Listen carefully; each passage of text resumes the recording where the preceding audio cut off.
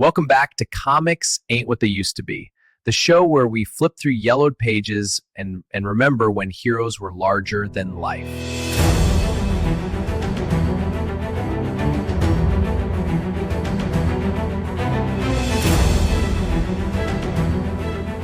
I'm Dice Fumbler, lifelong fanboy, here to laugh and review classic comics.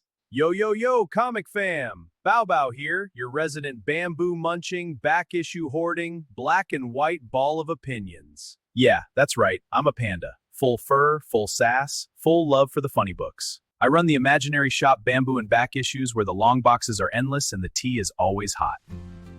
Big thanks to Dice Fumbler for letting this panda crash the mic today. We're diving into Amazing Fantasy 15, the single most important comic ever printed if you ask me. So Dice, my man, let's crack this bad boy open. I'm locked in, bamboo in paw, ready to roll. Thanks, Bao. Let's talk about this iconic Amazing Fantasy 15 cover by the legendary Steve Ditko. Would this cover grab your attention in June 1962? Oh, man, Dice, June 1962, spinner rack at the corner drugstore. I'm a young panda just discovering comics, and this cover hits me like a web shooter to the face. If I'm a kid in 62, I'm picking this up instantly. I'd slap my nickel down before I even knew what a radioactive spider was. Bao buddy, Ditko crushed this cover. Spider-Man's basically swing out of the constraints of the page. It's almost three-dimensional. And you just cannot beat that costume design. It's an eye-catching classic. Yo, Dice, you're speaking my language now. Ditko didn't just draw that cover, he weaponized it. Man, that red and blue web pattern with the big black spider emblem is so clean, so iconic, zero wasted lines. We turn to the splash page and we see large red letters, Spider-Man! No superheroes on this page, just Peter Parker's shadow posing heroically in web.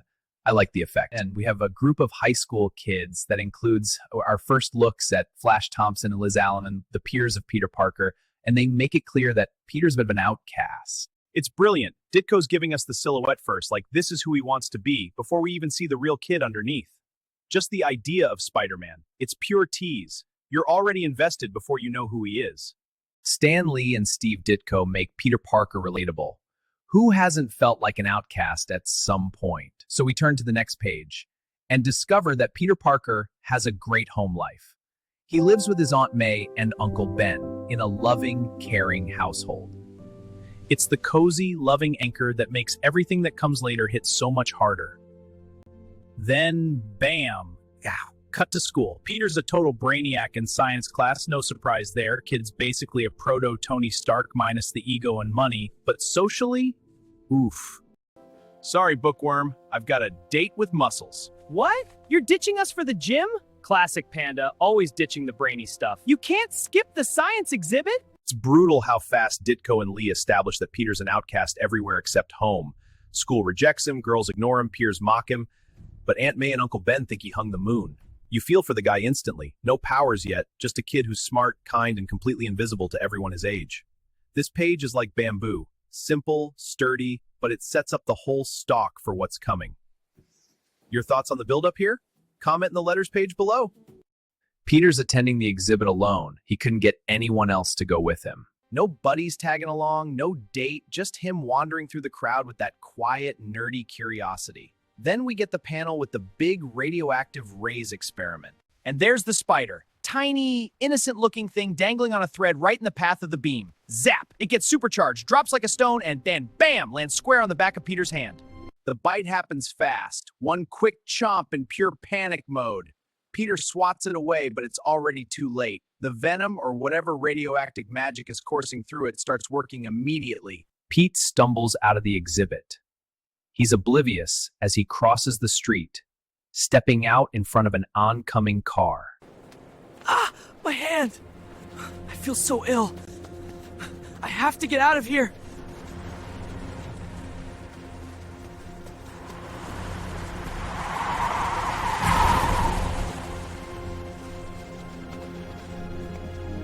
He scrambles up the side of the building as easy as climbing a ladder in his own backyard, heart racing, probably thinking, this is either the coolest fever dream ever or I'm officially losing it.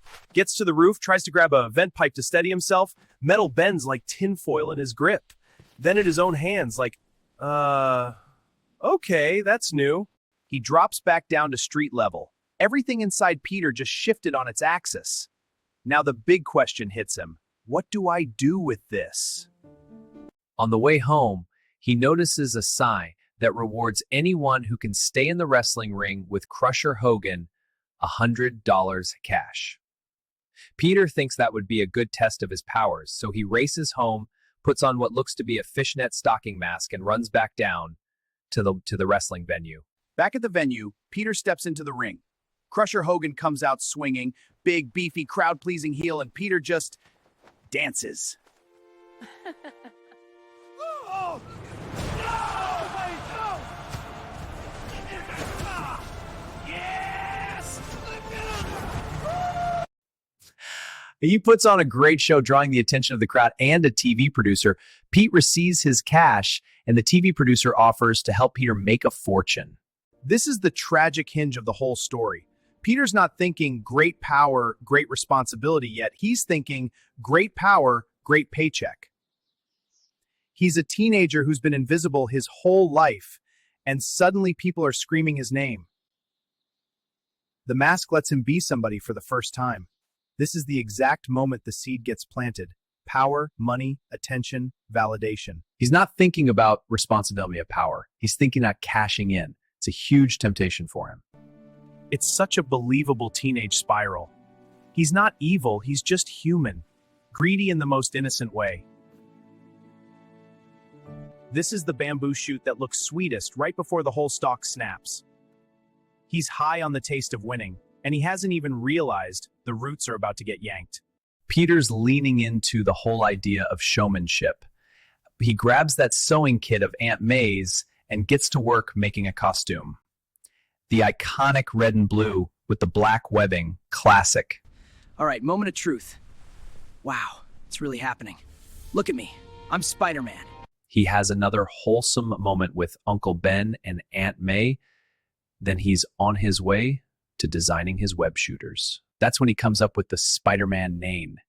He shoots his webbing around his room a little, puts on his costume, and he seems very happy with these turn of events. No more bookworm Parker. Now he's going to be a star. This is Peter at his most innocently euphoric. The suit's on, the webs work, the name sticks, he's finally not invisible. It's like the first time you open a fresh box of bamboo and realize the whole stalk is yours. He still lives on that high for a bit, making a successful TV appearance, talent agents dying to sign him. Peter gets away from the limelight for a moment when he spots a thief being chased by a police officer in the building. The cop yells at Spider-Man to stop the guy, but Peter just lets him slip on by, making his escape down an elevator. The cop berates Spider-Man, but Peter won't hear it, saying that it's not his job. Cut to home. Aunt May and Uncle Ben waiting with that big, proud smile.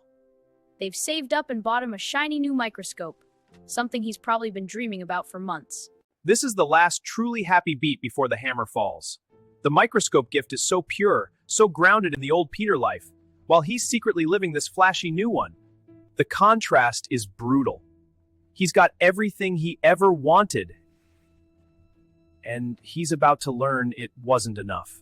In true Parker fashion, you know this happiness isn't going to last. At least we know that now. One night when Peter is coming home, there are police cars surrounding his house, flashing lights, cops everywhere. An officer spots Peter Parker and gently pulls him aside before he can even reach the door. Son, I'm sorry. Your Uncle Ben surprised a burglar inside. There was a struggle. The man shot him. Ben didn't make it. Peter's brain just stops. The words don't land right at first. Then they do, and the grief rips through him so fast it's almost physical. Knees buckling, chest caving in, hot tears instant and unstoppable. The cop keeps talking. Something about the suspect fleeing, last seen heading to an abandoned warehouse across town. The man who raised him like a son. Gone. Because some lowlife with a gun decided it was easier to shoot than run. Peter stumbles away from the lights, finds a dark alley, rips open his bag, hands shaking so bad he can barely pull the mask over his face.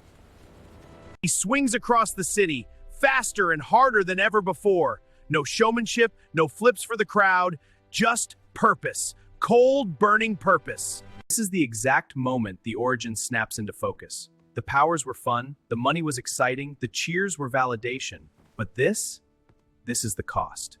Spider-Man swings into a warehouse window and confronts the killer.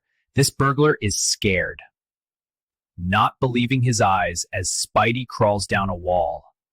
Spider-Man disarms the killer and then knocks him out with one punch.